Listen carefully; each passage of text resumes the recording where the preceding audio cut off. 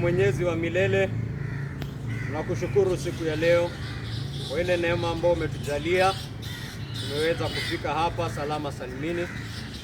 Nakushukuru Mungu wangu kwa ajili ya wale wote ambao wameweza kukusanyika hapa siku ya leo kwa ajili ya jina lako takatifu. Mungu wangu, wapate kusikia neno lako.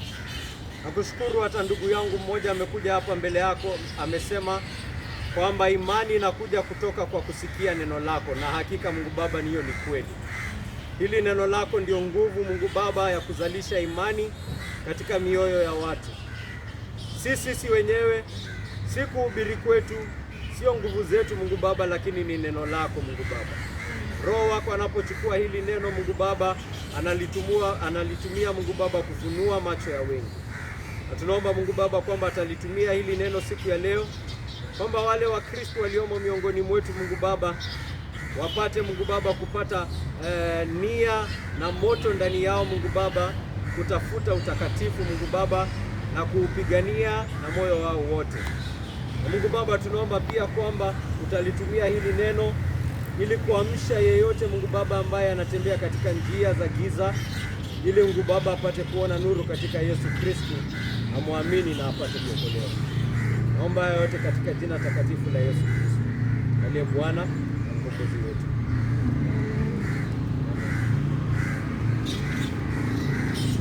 Mimi mwenyewe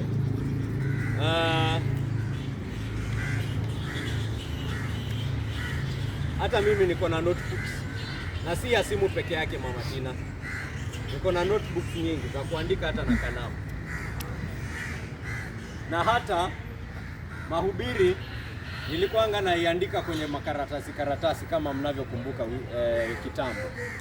Nikiangalia sermons za kitambo, lakini siku hizi nikaamua nitakuwa naziandika wapi? Kwenye kitabu. Sermons zote ziko hapa. Kwa nini ninafanya hivyo? Sababu hata mimi usahau. Na ninataka kujenga, pengine nataka kujenga juu ya mafunzo ya last week, si ndio? Na nikifika this week, ile mambo nilifunza last week sikumbuki kabisa. Hata mimi lazima nifanye nini? Nichambue. Sasa kama mhubiri mwenyewe yachambua ndio akumbuke, wewe msikilizaji, je, utakumbuka kweli? Na ni mimi nilikaa chini nikastudy, nikachambua na nasahau bado. Seuze wewe. Kaka zangu, let's take this seriously. Natumai tumefungua Tito, mlango ni wa 2, mstari wa 11 hadi 14.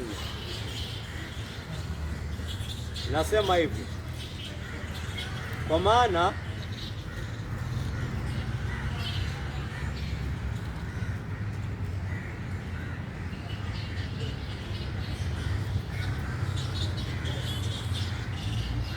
ni barua ya mwisho ya Paulo hiyo. Kama umefika Waebrania umeenda mbali sana. Kama umefika Petro uko mbali sana. Kama umefika Yakobo uko mbali sana.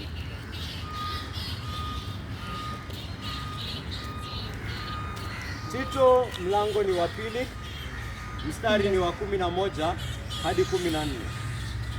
Nasoma: kwa maana neema ya Mungu ambayo inawaokoa wanadamu imefunuliwa, nayo yatufundisha kukataa ubaya na tamaa za kidunia, ili tupate kuishi maisha ya kiasi, ya haki na ya utauwa katika ulimwengu huu wa sasa, huku tukilitazamia tumaini lenye baraka na ufunuo wa utukufu wa Mungu wetu mkuu, aliye Mwokozi wetu Yesu Kristo. Ndiye alijitoa nafsi yake kwa ajili yetu, ili atukomboe katika uovu wote na kujisafishia watu kuwa mali yake mwenyewe, yaani wale walio na juhudi katika kutenda mema. Neno la Mungu. Waliokuwa hapa siku ya Krismasi wanakumbuka tulihubiri kutoka hapo na tukafunua mambo mawili matatu kutoka hilo fungu, na nikafanya kuonyesha kwamba Ukristo, msingi wa Ukristo uko katika matukio ya kihistoria. Imani yetu ina msingi wake katika matukio ya kihistoria. Yaani, kama huyu Yesu Kristo hakutembea ulimwengu huu, kama huyu Yesu Kristo hakufanya yale mambo ambayo alifanya. Kuna watu siku hizi wanasoma sayansi 2-3, wanasoma vitabu viwili vya sayansi, wanasoma teknolojia 2-3, alafu wanasema mimi hii Biblia nikiisoma napata iko na hekima nzuri, napata iko na mafunzo matamu. Lakini hii mambo ninasikia ati kulikuwa na mtu anatembea alafu kivuli yake inashika mgonjwa, alafu mgonjwa anapona, hiyo siwezi amini.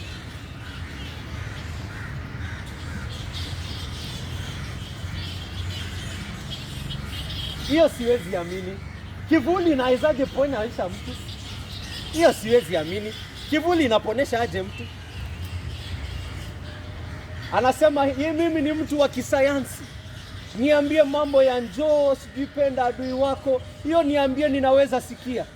Lakini ukianza kuniambia ati kuna mtu anagusa mkono za mtu wako kipofu alafu macho yake inafunguka, hiyo siwezi amini. Unanisikia? Kuna watu wanaongea hivyo, wengine wataalamu na wanajiita wa Kristo. Sasa mimi ninakueleza, kama hayo mambo hayakufanyika, hatuna imani sisi. Kama hayo mambo hayakufanyika, basi Yesu Kristo si mwana wa Mungu. Ni mambo, msingi wake ni historia. Kama Yesu Kristo hakufa na kama Yesu Kristo hakufufuka katika mwili na akaonekana na watu na akakula samaki na akamshikashika wakamhasa, kama hakufufuka katika mwili, hatuna nini? Hatuna imani, hakuna Ukristo. Sina jambo la kuhubiri, sina jambo la kutangaza, sina imani yoyote ya kukupea. Msingi ni katika matukio.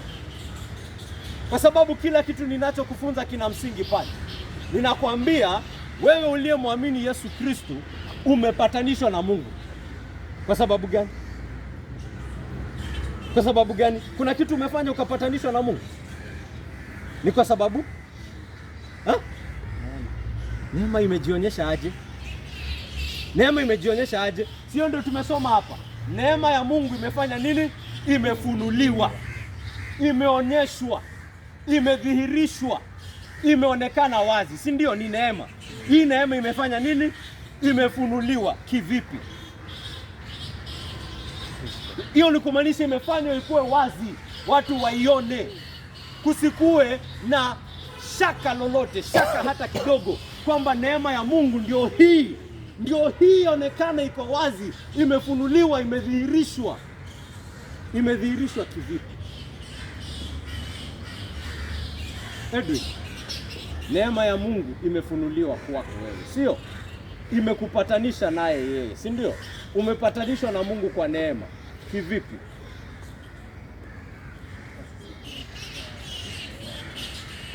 Katika msalaba, si ndio?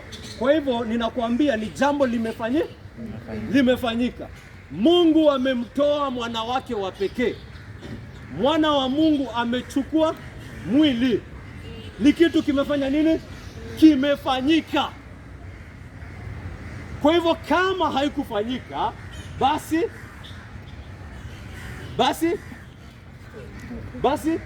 wewe na Mungu bado maadui, si ndio? Wewe na Mungu hakuna chochote, wewe bado adui wa Mungu. Kama haikufanya nini? Kama haikufanyika. Ni jambo limefanya nini?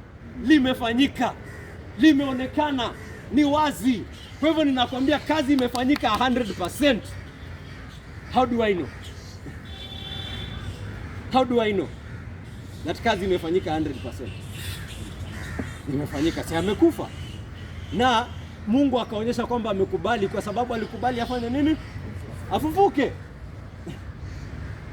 Kama angekuwa bado kaburini, bado ningekuwa na shaka, si ndio? Dhambi hazijalipiwa bado. Katika kuamka kwake, nina uhakika kwamba dhambi zilimweka pale zimefanya nini? Zimeshindwa, zimelipiwa, zimesamehewa. Ni jambo limefanyika. Foundation yake is history. Kama hayo mambo hayakufanyika, kama Yesu Kristo bado angekuwa kaburini, singekuwa na kitu ya kukwambia chochote. Hata ningekuja hapa na mafilosofia ati pea, ukikuwa na nguo mbili pea mwingine nini, singekuwa na kitu ya kukwambia. Ukristo haingekuwa na tofauti na Uislamu na Uhindu, haingekuwa na tofauti yoyote. Tofauti ya Ukristo na dini zote ulimwenguni ni kwamba msingi wa Ukristo ni matukio ya kihistoria.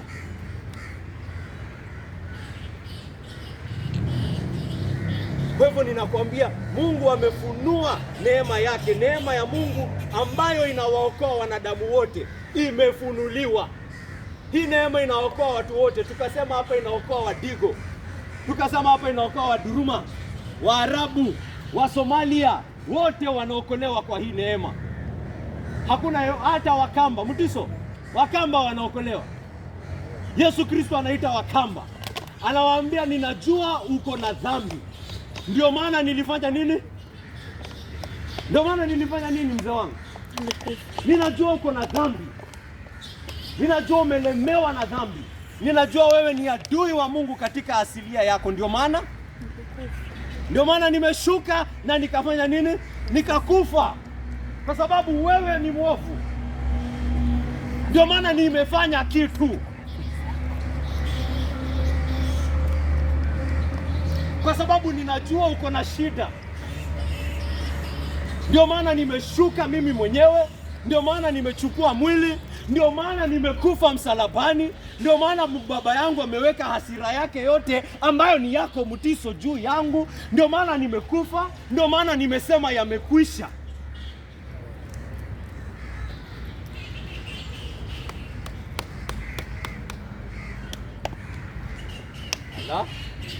Imefunuliwa, imefanywa, imekuwa wazi. Na tukaona hii ndio ilikuwa mpango wa Mungu kutoka mwanzo. Hii si kitu alifikiria, by the way. Hii ni kitu alikuwa amejua kutoka mwanzo. Hii ndio ilikuwa mpango wake kutoka mwanzo. Na tukaona vile ambavyo ameifunua hii neema in stages. Kabla amtume mwana wake, ametuma mashujaa wengi, ndio akuonyeshe hakuna chochote ndani ya mwanadamu inaweza kuokoa. Unafikiria ni hekima? Solomoni alipewa hekima, aliokoa ulimwengu? Si Solomoni alitembea? Sio pia ni historia? Aliokoa ulimwengu yeye na hiyo hekima yake yote. Alifanya nini na hiyo hekima yake yote? Alioa wanawake 1000, si ndio?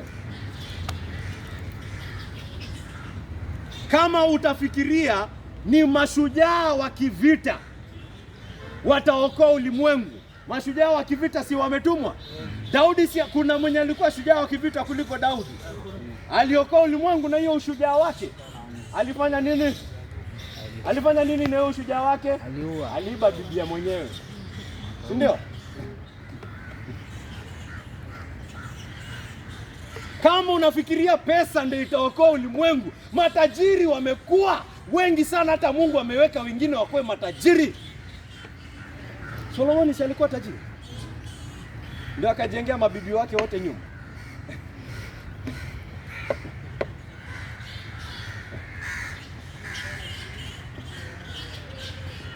Kama unafikiria ni wanasiasa wataokoa, wanasiasa si wametumwa wengi sana, si ndio? Waliokoa ulimwengu na wasiasa yao. Mungu anataka binadamu aone hizi vitu zote ambazo anaweka imani yake hapo, hivyo haviwezi kuokoa ulimwengu. Baada ya mwanadamu kugundua kwamba hawa mashujaa wote hawawezi fanya chochote, ndio akamtuma yule ambaye si mwanadamu pekee. Ni mwanadamu ndio, kwa sababu lazima mwanadamu ndio atalipia dhambi. Lakini mwanadamu kivyake hawezi kulipia dhambi. Sababu gani? Yeye ni mwanadamu na ana asilia ya baba yake nani? Adamu. Asilia yake baba yake ya dhambi. asilia yake, baba yake ya uovu, lazima awe ni mwanadamu asiye na dhambi. Na huyo mwanadamu asiye na dhambi basi lazima atoke kwa mbegu nyingine, si mbegu ya Adam. Mbegu ya nani? Mungu mwenyewe. Ndio maana alizaliwa na bikira. It has to be God himself.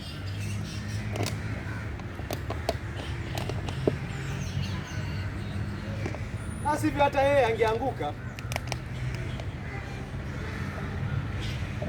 Watu hawaoni utukufu wa hii Injili. Wengi hawaoni. Biblia inatueleza ni kwa sababu wamefungwa macho na dhambi yao na mungu wa hii dunia ambaye ni Shetani. Anawaziba macho wasipate kuona utukufu wa hii Injili ya Yesu Kristo, utukufu wa hii neema tuliyojaliwa ndani ya Yesu Kristo. Lakini wale wanaoiona wanatambua kwamba hili ni neema iliyo hai. Sema neema iliyo hai, mzee wangu. Sema neema iliyo hai. Unajua neema, kitu kukua hai inamaanisha inafanya nini? It does things. Si ndio? Si kitu imelala. Si ndio? Hii neema, yule ambaye ameipokea kwa kweli, yule ambaye ameionja kwa kweli, anagundua hiyo neema ikiingia inaanzaka kufanya nini? Inaanza kufanya mavitu pale ndani. Inaletanga chaos pale ndani. Ina peaceful way. Si ndio? Inaingianga pale kuharibu. Haingiangi hiyo neema, haingiangi pale. Mtu hawezi pokea neema alafu iko hapo tu. Unajua kwa sababu gani? Kwa sababu dhambi yenyewe pia, vile ambavyo Biblia inaeleza, dhambi si kitu imelala katika roho ya mwanadamu. Dhambi ni kitu iko active. Dhambi ni power iko active ndani yako. It is a power at work in us. Therefore you can have to defeat it with something also active. Sio kama mnanipata? Dhambi ni kitu iko active. Kwa hivyo neema ambayo tunaipokea kushinda dhambi lazima pia iwe active. Basi hivyo dhambi itaishinda, si ndio? Kwa sababu unasoma hapa, anasema hii neema tuliyoipokea, verse 12, yatufundisha kukataa ubaya na tamaa za kidunia, ili tupate kuishi maisha ya kiasi, ya haki na ya utauwa katika ulimwengu huu wa sasa, huku tukilitazamia kurudi kwa Yesu Kristo. Neema hii inafanya nini? Tumeambiwa hapa inafanya nini katika hii verse? Tunaambiwa inafanya nini, Mama Tina? Usirecord afu afadhali upe mtu mwingine mwenye anaweza multitask. Hii neema tumeambiwa inafanya nini, Edwin? It teaches us. Utapata wengine kwa English wanaitranslate it instructs us. Yaani anataka hiyo teaches ikuwe ni ile teaching kama ya mwalimu, vile ambavyo ninafanya hapa. Yaani hii neema inasimama hapa inakuambia, Alex, sikiza. It instructs us. That is one thing it does. Hii neema inatufunza kule ndani.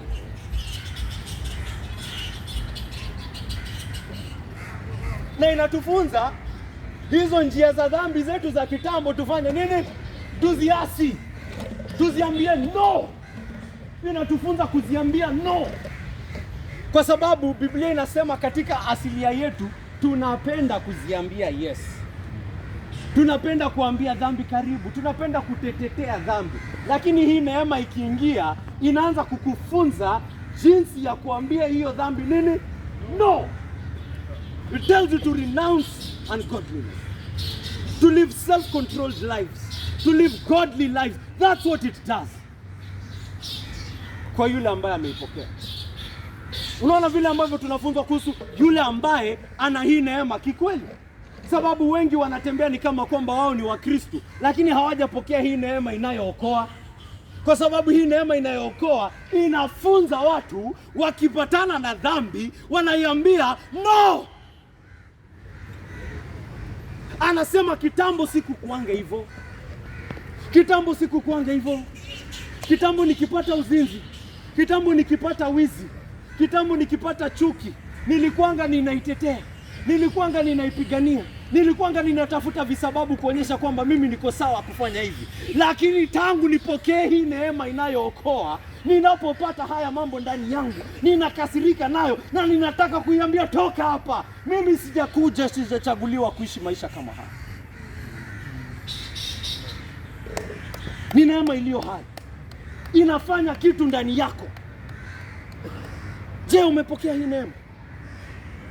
Umepokea hii neema inayotufunza kukataa kuishi maisha ya uovu? La sivyo basi hauna neema inayookoa. Hii neema inayookoa iliyofunuliwa katika kufa kwa Yesu Kristo, yule ambaye ameipokea anafunzwa nayo.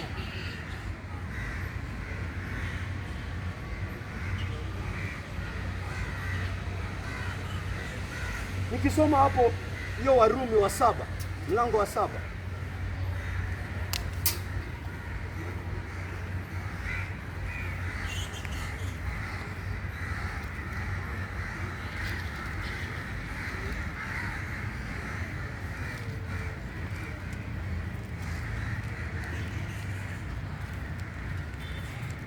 Hiyo verse 7 to 11. Nitaisoma kwa haraka. Tuseme nini basi? Kwamba sheria ni dhambi? La hasha! Lakini isingekuwa kwa sababu ya sheria, nisingalijua dhambi, nisingalijua kutamani ni nini kama sheria haikusema usitamani. Lakini dhambi kwa kupata nafasi katika amri hii ikazaa ndani yangu kila aina ya tamaa. Kwa maana pasipo sheria dhambi imekufa. Wakati fulani nilikuwa hai pasipo sheria, lakini amri ilipokuja dhambi ikawa hai, nami nikafa. Nikaona kwamba ile amri iliyokusudiwa kuleta uzima ilileta mauti. Kwa maana dhambi kwa kupata nafasi katika amri ilinidanganya, na kupitia katika hiyo amri ikaniua. Wacha nikuhakikishie ndugu yangu, kama hujaisoma hiyo passage hautaielewa nikiisoma hivyo mara moja.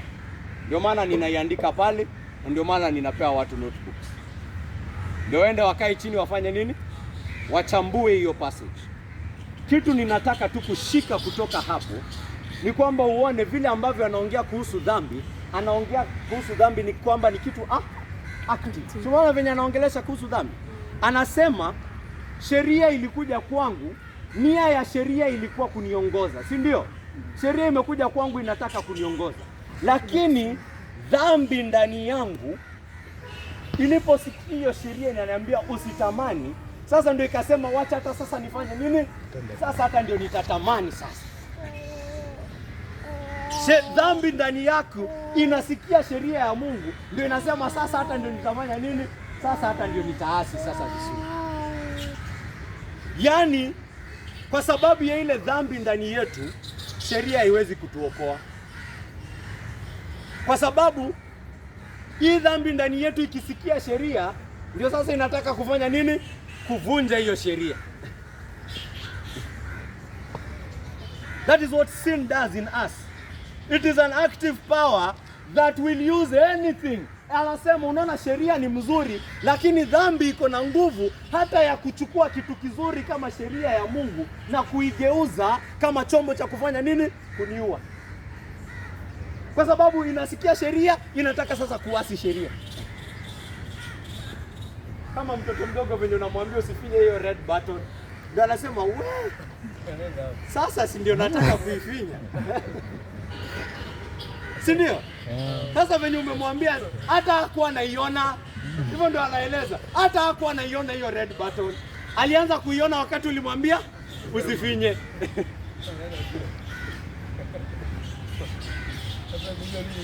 Sasa ndio anaenda kufinya. Kwa hivyo inatumia. Wewe ulikuwa unamwambia asifinye kwa sababu ukifinya, pengine siji nyumba shock nyumba ya stima itakatika ama kitu kama hiyo. Wewe unaisema na nia yako ni kumwokoa huyo mtoto. lakini kwa sababu ya ule utukutu ambao uko ndani yake, huo utukutu unamwamka na unataka kumfanya sasa afile. Kwa hivyo anatumia kitu kizuri kama kuambiwa usifanye, anaigeuza inakuwa ni kisa sasa. Amen. Amen. Anataka uone dhambi iko hivyo. Ndio maana hiyo hatuwezi kujiokoa. Ndio maana Mungu akamtuma mwana wake wa pekee, kwa sababu wewe huwezi fanya chochote. Kwa sababu gani? Ya ile dhambi ambayo iko ndani yako. It is an active power. Inataka kukupeleka hadi jehanamu. Inataka kukumaliza. 1 John.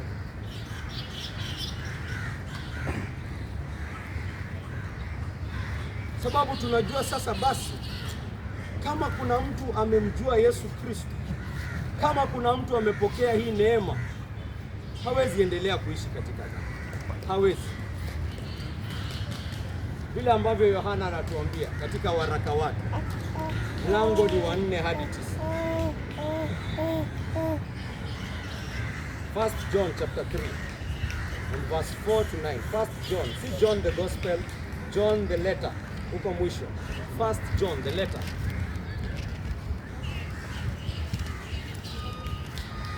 Anasema hivi: kila mtu atendaye dhambi anafanya uasi, kwa maana dhambi ni uasi. Lakini mnajua ya kuwa yeye alidhihirishwa ili aziondoe dhambi, wala ndani yake hamna dhambi. Hii neema ilifanywa kuwa wazi. Alidhihirishwa ili afanye nini? Alidhihirishwa ili afanye nini? Wewe wanasoma, watu wako pale. Alidhihirishwa ili afanye nini? Aondoe dhambi. Hii neema ilidhihirishwa kukuonyesha jinsi ambavyo Yesu Kristo amefanya nini? Ameondoa dhambi. Hiyo ndio kazi ya hii neema. Amefunuliwa. Wacha niisome venye Paulo ameandika kwa Tito. Verse 5.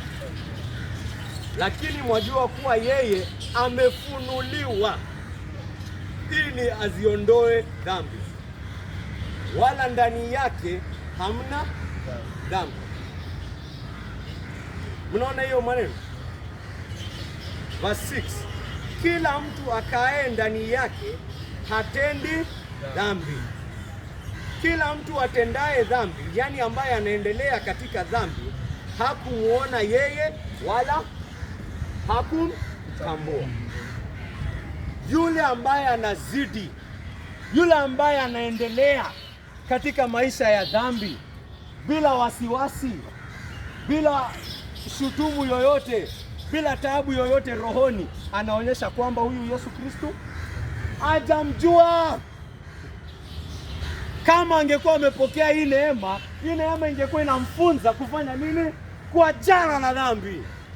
Kwa hivyo katika yeye kuendelea hata imsumbui, anaonyesha kwamba hakuna Yesu anajua. Hakuna Yesu anajua. Ndugu yangu, je, unapigana na zile dhambi ambazo ziko ndani yako? Je, nuru imewaka ndani ya roho yako kukuonyesha ile giza ambayo iko pale kwa sababu ya mienendo yako miovu?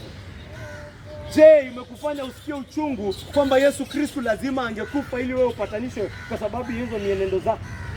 Je, unaendelea? Unatetea mienendo yako miovu? Unasimamia mienendo yako miovu? Basi unaonyesha kwamba huyu Yesu haujamjua. Unajidanganya. Unajidanganya. Yule ambaye amemjua Yesu hawezi kuendelea kuishi katika dhambi. Verse 7. Watoto wapendwa, mtu yoyote asiwadanganye. Kila mtu atendaye haki ana haki, kama yeye alivyo na haki, yani kama vile Yesu alivyo na haki. Yeye atendaye dhambi ni wa Ibilisi, kwa sababu Ibilisi amekuwa akitenda dhambi tangu mwanzo. Kwa kusudi hili mwana wa Mungu alidhihirishwa, alifunuliwa ili aziangamize kazi za Ibilisi. Amen. My friends, anakuambia my friends, mwenye amekuwa akifanya mazoea ya dhambi, mwenye amekuwa akitetea dhambi tangu mwanzo ni nani? Ibilisi. Yesu Kristu hajakuwa akitenda dhambi. Actually yeye amefunuliwa, amedhihirishwa ili kuziangamiza kazi za nani? Kazi za nani?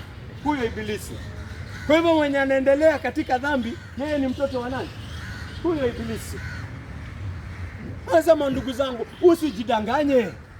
Unaendelea na ufisadi wako, unaendelea na wizi wako, unaendelea na uongo wako na ukatili wako, hata ikuumi, hata ikusumbui, alafu unakuja kanisani unasema wewe ni Mkristo.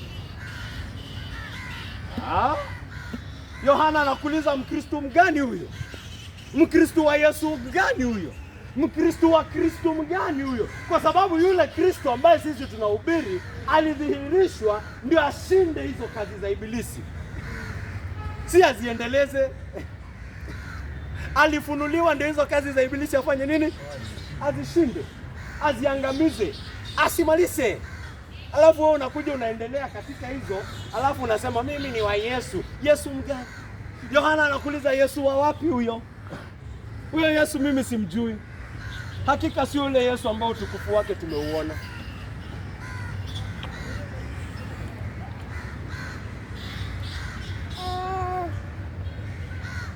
Huyo si Yesu wetu. Yohana anakuhakikisha that is not our Jesus.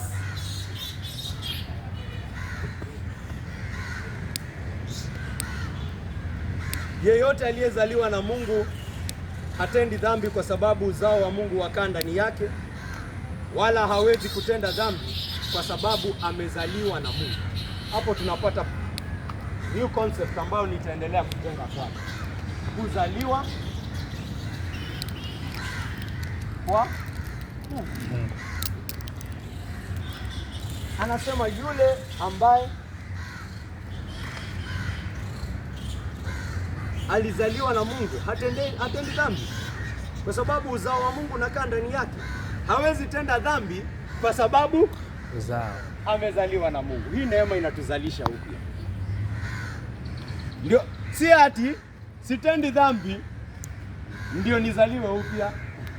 La hasha. Ni kwa sababu nimezaliwa upya ndio sitendi dhambi. Ni mahubiri kwanza. Tunaanza ni disciples. Nimepokea neema, na kwa sababu nimepokea hii neema ndio sasa nimepata nguvu ya kushinda dhambi. Kushinda dhambi kwangu ni ishara ya kwamba nimezaliwa upya. Anasema yule ambaye amezaliwa na Mungu hawezi tenda dhambi kwa sababu gani? Sababu yeye ni mtu mzuri. Hivyo ndio nimesema. Sababu ako na juhudi nyingi sana. Sababu yeye anasoma Biblia yake kila siku. Sababu yeye hukuja kanisani. Hiyo ndio kitu inamfanya asitende dhambi. Anasema ni kwa sababu amezaliwa na Mungu, na uzao wa Mungu uko ndani yake. Kwa hivyo hawezi tenda dhambi kwa sababu amezaliwa.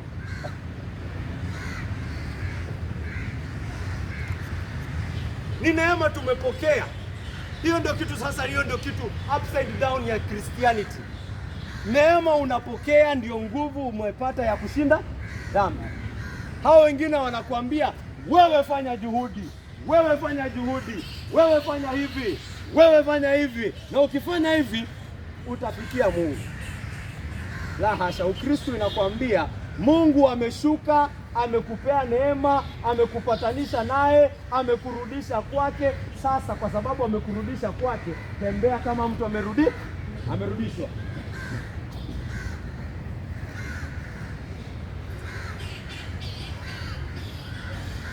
Onyesha kwa matendo yako, onyesha kwa maneno yako, onyesha kwa maisha yako kwamba umefanya nini?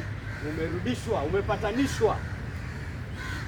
We are not working hard to get reconciled. The reconciliation has already happened. It is a historical event. Our reconciliation happened at the cross. Ishafanyika. Yesu Kristo ashakufa. Hiyo ni kitu done and dusted.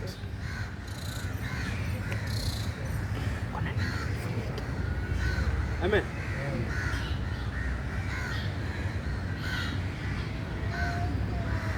Hilo ndio jambo ambalo linafanya Ukristo usimame dhidi ya dini nyingi sana. Fungua hiyo Warumi 6. Waefeso kwanza. Waefeso 4. Waefeso 4 alafu hiyo Warumi 6.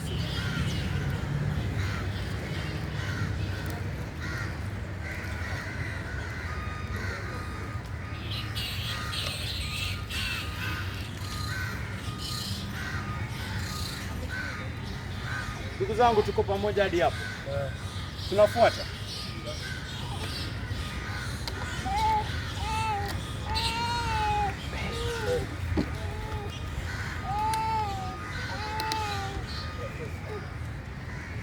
Waefeso 4:17 hadi 24. Naisoma, inasema hivi: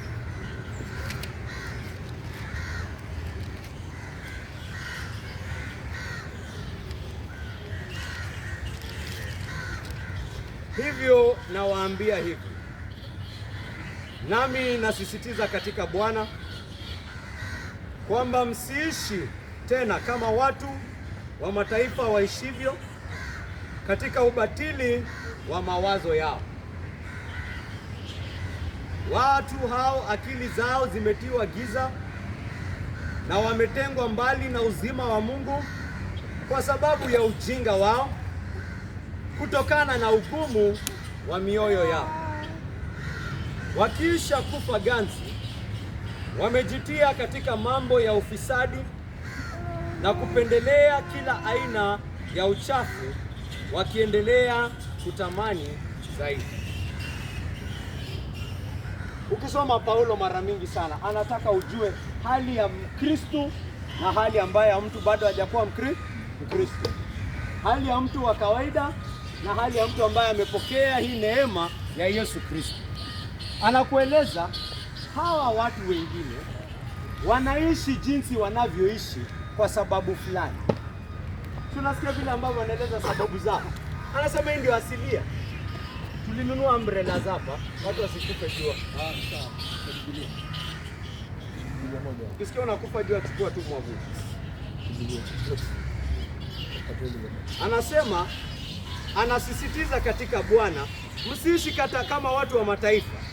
Hao akili zao zimetiwa giza, wametengwa mbali na uzima wa Mungu kwa sababu ya ujinga wao ambao unatokana na ugumu wa mioyo yao. Hivyo, kutokana na ugumu wa mioyo yao, sasa kuna ujinga ndani yao, si ndio? Sasa wanaishi jinsi ambavyo wanaishi kwa sababu hiyo. Wanaendelea katika tamaa, wanaendelea katika vita, wanaendelea maisha yasiyo na kiasi, yani without self control, because of the hardness of their hearts. Inawaletea ignorance. Wametengwa mbali na maisha ya Mungu. Wao wametengwa na Mungu, mioyo yao imekufa ganzi. Ndio maana wanaishi jinsi ambavyo wanaishi. Lakini wewe umepokea neema. Wewe haujatengwa mbali na Mungu, wewe umepatanishwa na Mungu. Wewe ulikuwa mbali kama venye hivyo ndio ulikuwa. Anakukumbushanga mara mingi, kama wewe ni Mkristo, hivyo ndio ulikuwa. Hiyo ndio asilia yako, hivyo ndio ulizaliwa. Kwa hivyo vile ambavyo umepokea neema, neema imefanya nini? Wewe uliyekuwa mbali umefanya nini? Ulikuwa mbali, ulikuwa umetengwa, sasa umeletwa karibu. Ulikuwa mbali, sasa umeletwa karibu. Kwa hivyo haufai kuishi kama yule ambaye bado yuko mbali. Ama unataka kusema neema ya Mungu haina kazi, haina nguvu katika maisha yako? Unataka kuishi tu kama kwamba haujarudishwa na Mungu? Katika wewe kuishi kama yule mtu wa dunia tu, fikra zako na yule mtu wa dunia hazina tofauti, ni kukuonyesha bado uko hapo. Bado uko hapo. Usijidanganye. Yohana anakuambia usijidanganye. Inakuonyesha kwamba haujazaliwa na Mungu. Kama ungekuwa umezaliwa na Mungu, ungekuwa unaishi hivyo. It is impossible that you live like that. That's what John tells you, right? It says it's not possible. It's just not possible.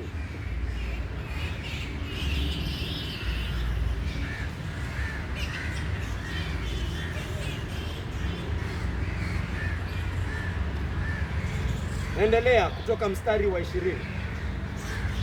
Sasa naongelesha Wakristo. Naambia wale wanakuanga hivyo kwa sababu hii. Lakini nyinyi, yani nyinyi wa Kristo, hivyo sivyo mlivyojifunza Kristo, kama hivyo ndivyo ilivyo, naye kwamba mmemsikia tena mmefundishwa naye vile ukweli ulivyo ndani ya Yesu Kristo. But that is not how you learned Christ. If indeed you have learned about him. He says that is not how you've learned Christ. Assuming you have heard about him. I'm assuming you've heard. I'm assuming you've learned him.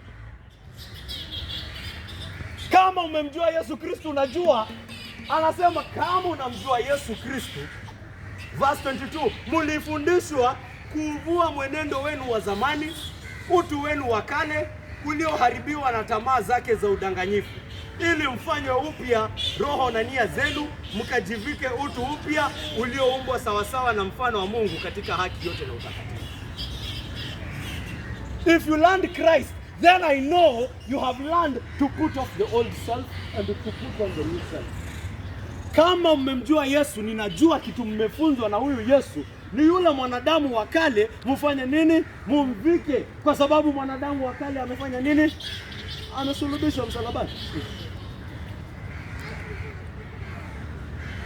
Assuming, anasema hata asemi learned about Christ, anasema learned what? Christ. Si learned about Christ. Sijui kama mnanipata. Hasemi mmejifunza kuhusu Yesu Kristo. Anasema kama mmejifunza Kristo. Anaongea kuhusu kitu fulani ambayo ni kitu cha roho. It is something inafanyika ambayo ina change mtu kutoka kwa ndani. Ni maarifa inayoingia na inaingia hadi kwa roho, vile ambavyo anaeleza katika Warumi. Hizi maarifa ya kuingia tu kwa kichwa. Anasema watu wa ulimwengu wanakuanga hivyo kwa sababu wametengwa na Mungu. Lakini nyinyi sio hivyo, mmejifunza Kristo, si ndio? Assuming mmejifunza Kristo. Kwa sababu ninajua kama mmejifunza Kristo, ndani ya Kristo mmefunzwa. Hii ndio lesson. Hii ndio inakuanga lesson huko. Hii ndio inakuanga mafunzo pale.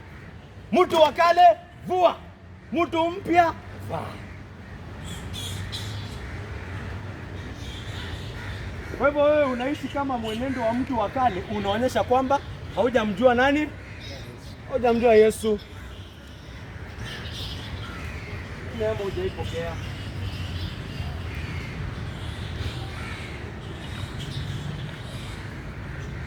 Hebu nipate haleluya moja pale. Haleluya. Kama kuna mtu amepata kitu kutoka mahubiri ya leo aseme amen. Amen. Kama kuna mtu ameamshwa kutoka maisha yake ya dhambi aseme amen. Kama kuna mtu amefunzwa hapa leo aachane na maisha ya mtu wa kale aseme amen. Amen. Kama kuna mtu hapa amefunzwa ahakikishe kwamba amezaliwa upya katika kuishi maisha matakatifu aseme amen. My brother, usijidanganye wewe ni mwana wa Mungu. Na unasikia venye Biblia inaeleza kuhusu wana wa Mungu. Ama unafikiri Mungu atatumia neno lingine kutuhukumu hiyo siku itakapofika? Ataandika Bible ya Judgment Day. Karaoke version ya karaoke. Customized for karaoke. Ndio karaoke ingie heaven, si ndio? Tutakuwa na Mama Tina version, si ndio Mama Tina? Basi kuwa na uhakika kwamba uko ndani yake.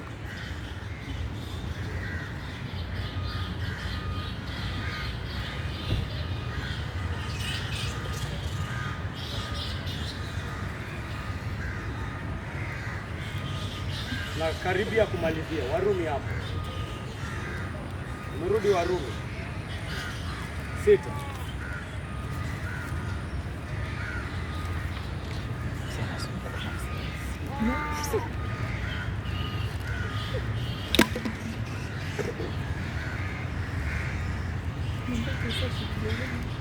Warumi 6. Tasoma mstari wa 5 na wa 6. Alafu 11 hadi 14 na 16.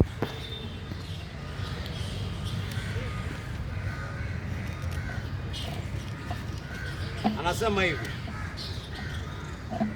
kwa maana ikiwa tumeungana naye, yani naye Yesu Kristo, katika mauti yake, bila shaka tutaungana naye katika ufufuo wake. Kwa maana tuwajua kwamba utu wetu wa kale ulisulubiwa pamoja naye, ili ule mwili wa dhambi upate kuangamizwa, nasi tusiendelee kuwa tena watumwa wa dhambi. Sam, tumesoma verse gani Sam?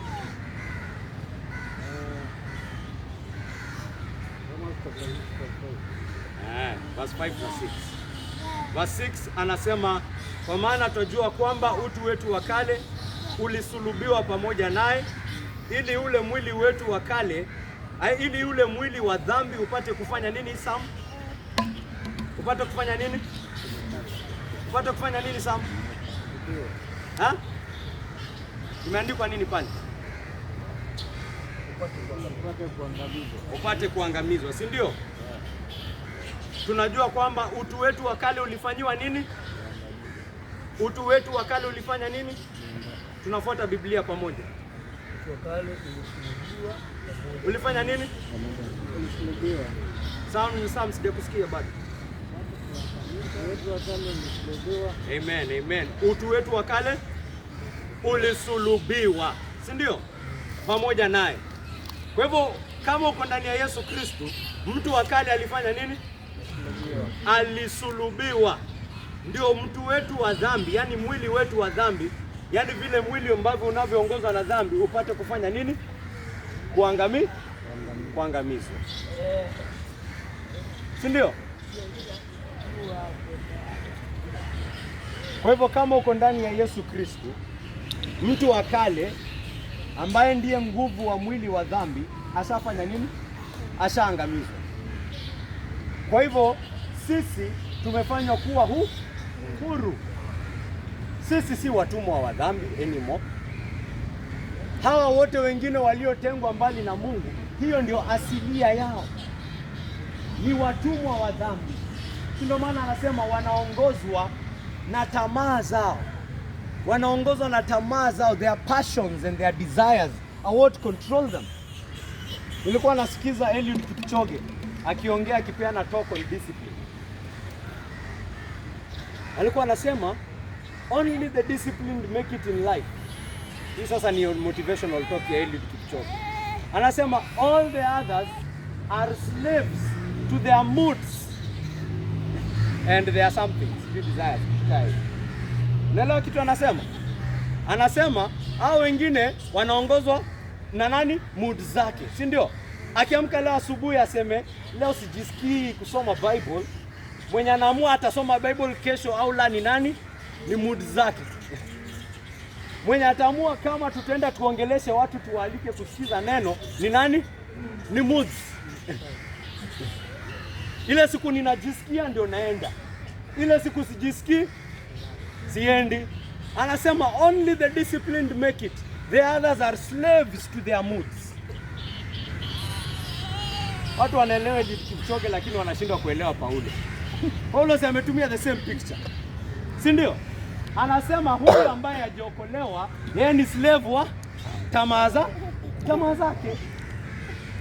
Mwili yake kimwambia leo tunataka kulala na msichana, anasema yes we are going to do that, hata kama ni kulipa kahaba. Leo lazima nipate pesa, I will get it, hata kama ni kuibia mtu, hata kama ni kudanganya. Unaona? He's now a slave. Yani tamaa zake ndo zinafanya nini? Ndo zinamuongoza. Mnaempata? Mnaelewa? Eliud Kipchoge Paulo ndio anakuwa ngumu kuelewa.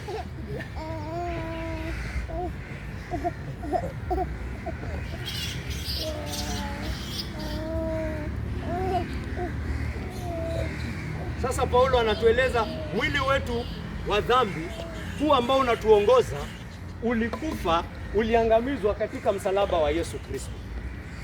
Kwa hivyo sasa yule ambaye amepokea hii neema anajua ndani yake hii neema inamhakikishia kwamba wewe tayari utumwa wako iko broken, imeisha. Utumwa wako imefanya nini? Imeisha, kwa sababu Yesu Kristo amekufa. Historical event. Historical event ishafanyika. Kama uko ndani ya Yesu Kristo, huyo mwili wa kale alikufa na Yesu Kristo. It is something that has happened. Kwa hivyo tunasoma hapa verse 11 to 14 akisema hivi. Vivyo hivyo, fuata na mimi kama uko na Biblia.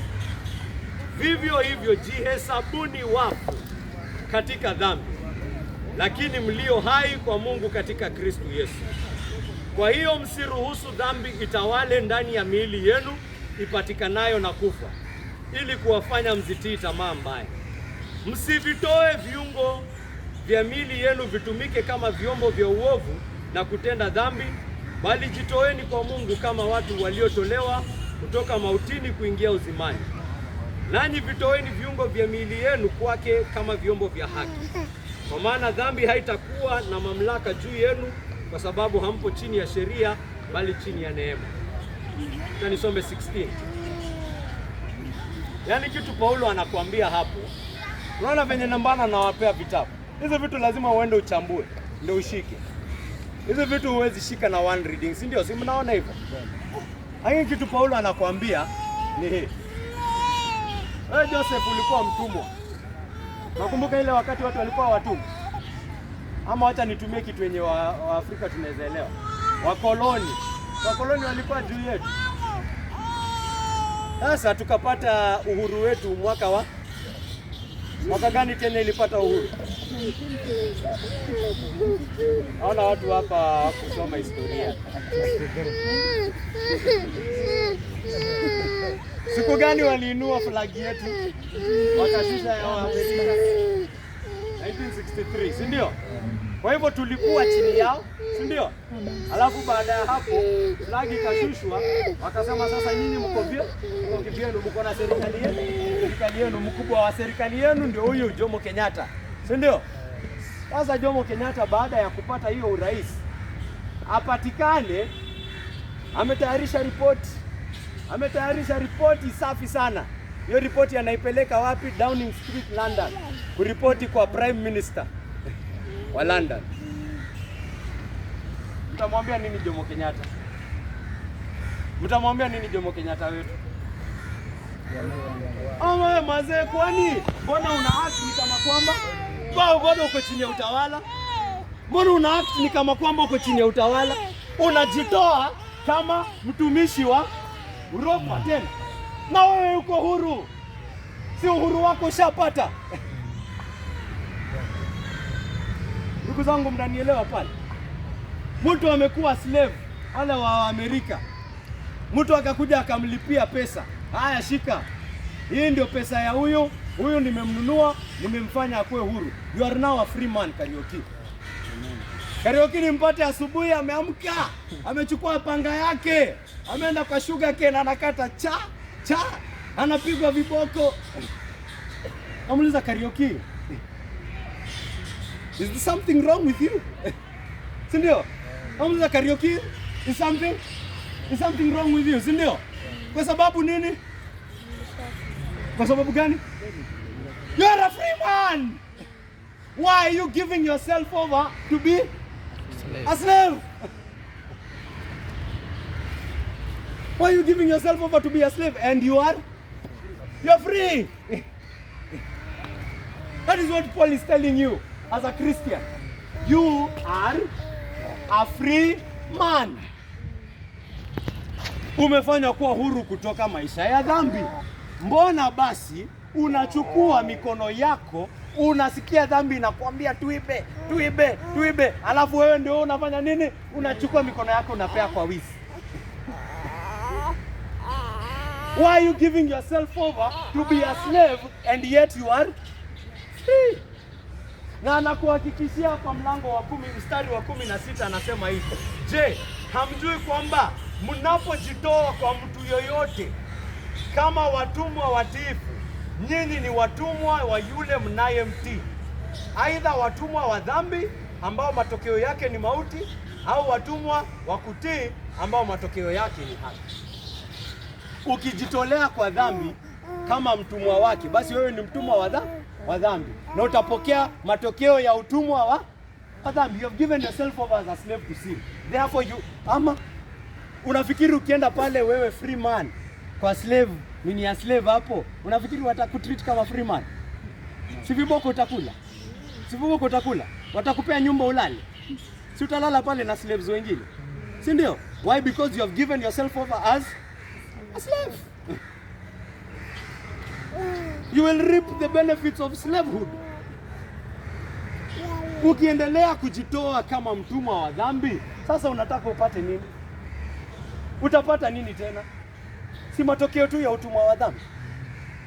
Anakuambia, my friend, wewe jua wewe ni mtu uko huru. Kwa sababu ya nini? Msalaba. Na kwa sababu uko huru, walk like a free man. Don't give yourself over. Don't give your eyes to sin. Unasikia hii macho zako zinataka kwanza kuangalia mambo, utamani mambo ya wenyewe, ile tamaa mbaya, covetousness. Alafu wewe ndio hapo unatoa macho yako as slaves to covetousness. Umemtamani msichana wa wenyewe, utaki kumuoa. You want to give over your sexual organs. Anakuuliza, why are you giving over your members?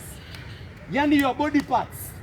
Why are you giving over your legs to be slaves of kicking people? Why are you giving over your mouth as a slave to gossiping? You're free from gossiping already because Christ has died.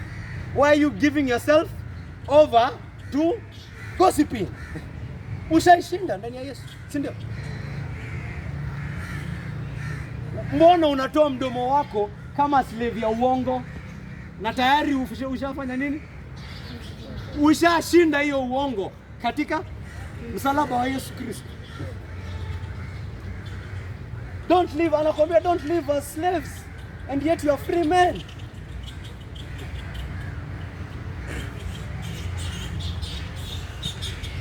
My brother,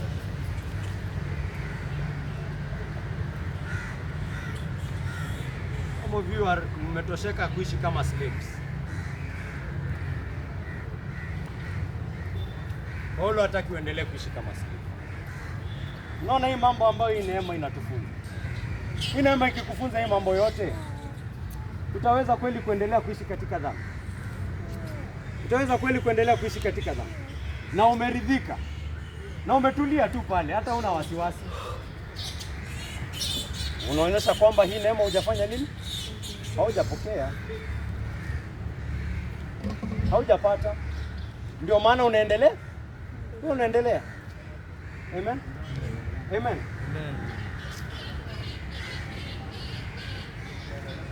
Utaweza kusoma hiyo ya mwisho kweli? Ama watu mwalimu anaweza funza pale. By the time inafika the last half of the lesson, nasikia kakichwa kama explode. Uko hapo tu kwa hivyo amalize tu. Go tu zile za Yesu amalize sasa. Hii nyingine unaangalia handwriting yangu ilikuwa kali, ikifika huko mwisho handwriting inakaa handwriting ya page 1 na ya page 3. Mkono umechoka, kichwa kimechoka, na bado yuko pale. Digestive system. Niomba malize kama bado.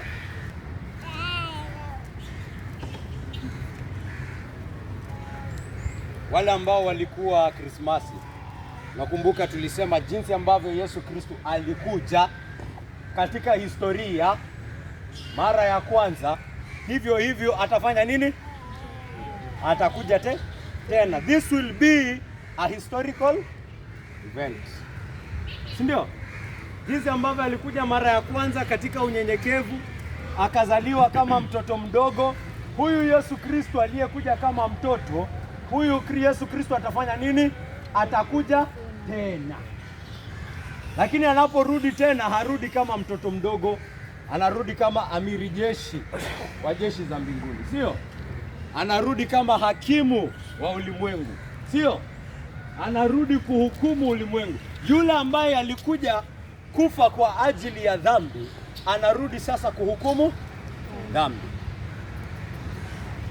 Yule ambaye alijitolea kwa ajili ya dhambi, anarudi kuhukumu dhambi.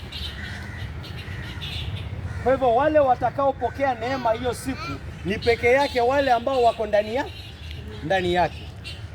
Kama hauko ndani ya Yesu Kristo, hakika nakwambia hutakuwa uweza kujitetea hiyo siku atakaposimama. Na tulisoma hapa ni kila mtu. Biblia inaeleza atakaporudi kila jicho litajua ni yeye. Everyone will know it is him.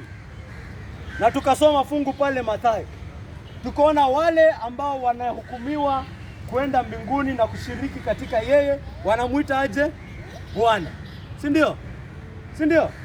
Wote wanamuita Bwana. Wanagundua ukubwa wake, wanagundua utukufu wake, vile ambavyo anasema kila mdomo itakiri kwamba Yesu Kristo ni Bwana, kila moja. Na wakati anaenda kuhukumu wale ambao wamekuwa wakimdharau na wakimkejeli na wakimtusi, hata wao wanamuita aje? Hata wao wanamuita aje? Hata wao wanamuita aje? Bwana. Hata wao hiyo siku, tukasema hiyo siku hakutakuwa na mtu atasema Yesu Kristo si mwana wa Mungu. Hakutakuwa na hata mmoja. Hakutakuwa hata mmoja.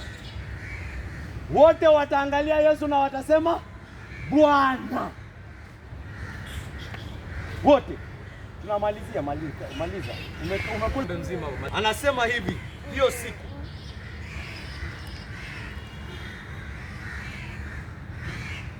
kwa maana ninyi mlikufa, nao uhai wenu sasa umefichwa pamoja na Kristo katika Mungu. Wakati Kristo ambaye ndiye uzima wenu atakapotokea, ndipo nyanyi mtakapotokea pamoja naye katika utukufu. Hata Tito anatuambia tunaishi haya maisha ya utauwa, maisha ya kukataa dhambi, tukitazamia kurudi kwa hakimu, tukitazamia kurudi kwa huyu Yesu Kristo. Tunaweza onekana sisi ni wanadamu wa kawaida tu sasa, lakini sisi ni viumbe vipya katika roho. We are new creatures in the spirit. Ukombozi wetu kama wa Kristo, ndio kuna njia moja ambayo imekamilika kwa sababu kazi kuisha. Lakini kuna njia ambayo bado haijakamilika, bado tunaishi katika miili ya dhambi. Sio? Tunatazamia hiyo siku atakaporudi katika mwili, tutamuona jinsi alivyo, na pia miili yetu itageuka kama yake ambayo imeshinda dhambi na kifo. That is what we are waiting for. Ama you think your redemption is complete? We are waiting for new bodies. Bodies that have defeated sin and death.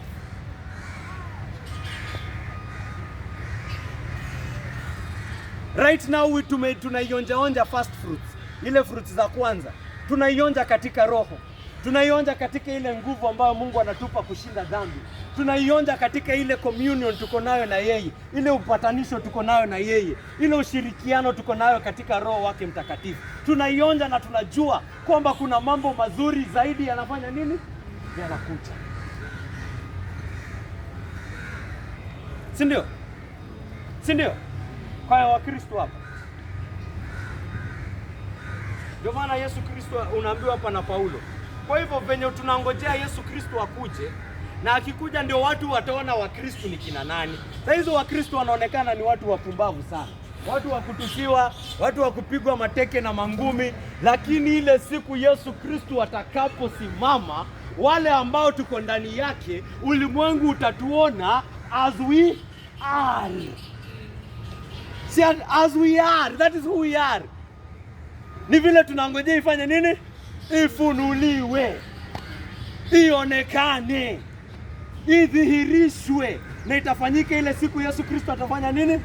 Atarudi. the whole world will see us for who we are. Sons of God. That is who we are. That is who we are. Sons. Tumeinherit kila kitu yake. Everything that belongs to God belongs to me. And I say that with the least bit of arrogance. Why? Why?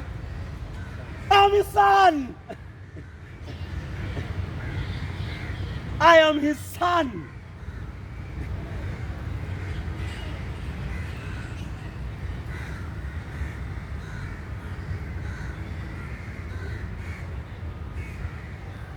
Kwa hivyo basi, uweni kabisa chochote kilicho ndani yenu cha asili ya kidunia, yaani uasherati, uchafu, tamaa mbaya, mawazo mabaya na ulafi, ibada ya sanamu. Kwa sababu ya mambo haya ndio ghadhabu ya Mungu inafanya nini? Inakuja. It is because of these things, ni kwa sababu ya mambo haya ndio Yesu anakuja kuhukumu ulimwengu. Hasira, si ndio? Umesikia vitu amesema hapo? Tamaa mbaya, uasherati, uchafu, mawazo mabaya, ulafi. Ninyi pia zamani mlienenda katika mambo kama haya mlipoishi maisha hayo. Hata nyinyi mlikuanga huko, but no more. Lakini sasa yawekeni mbali nanyi mambo kama haya yote. Hasira, ghadhabu. Hasira, ghadhabu, uovu, masingizio, lugha chafu, uongo. Hivyo ndio mlikuanga. Lakini sasa usijitoe kama mtumwa wa uongo. Edwin, kwanza wewe usijitoe kama mtumwa wa, acha nisitangaze mambo yetu. Hata wewe Mama Tina.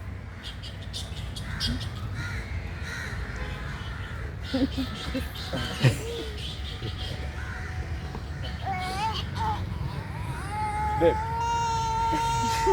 Hata wewe usijitoe kama mtumwa wa dash. Wewe.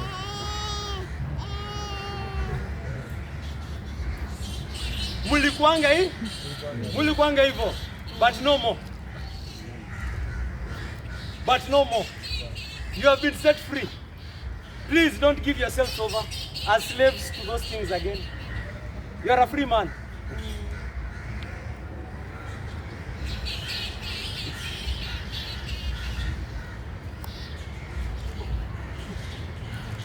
Ni kwa sababu ya mambo kama hayo ndio ghadhabu ya Mungu inafanya nini?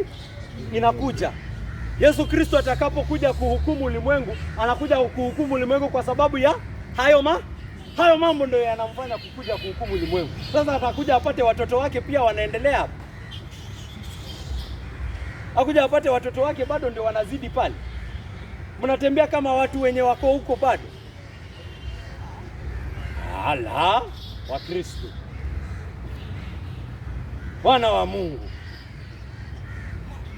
Wamezaliwa kwa Mungu. Uzao wa Mungu uko ndani yao.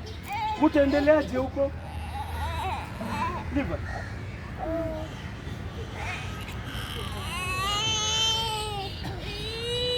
Mtazidi aje huko? Wa Kristo.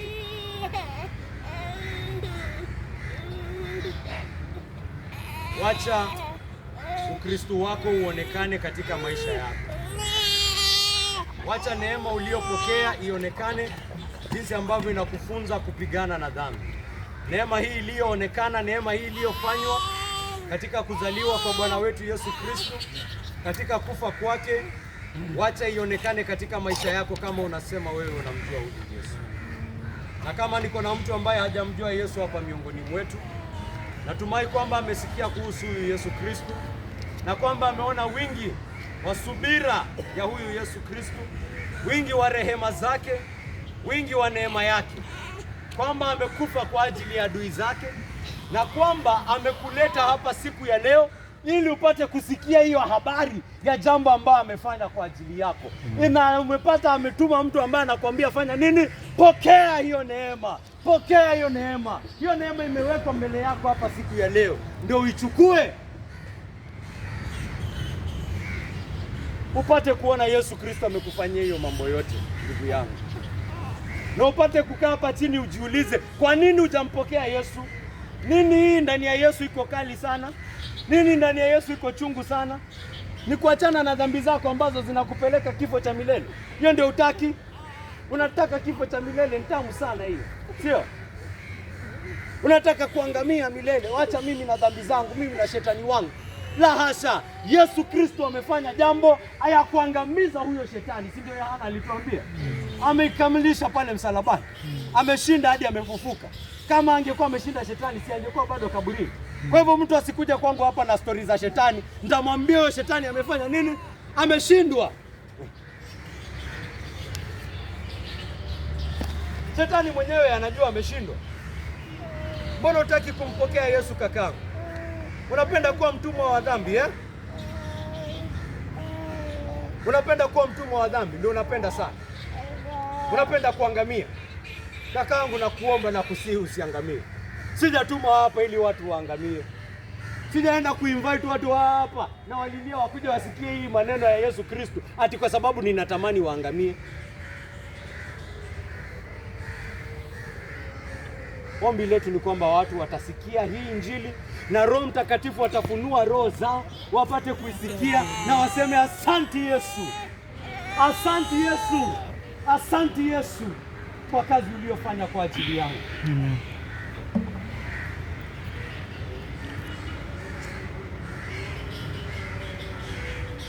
Ama unangojea kumpokea siku amekuja kuhukumu dhambi yako? Unangojea kumuona katika utukufu? Unangojea kumuona katika useme sasa ni wewe kakangu? You will be too busy shaking in fear. Siku ni gani? Ni leo. Siku ya kuamini ni lini? Ni leo.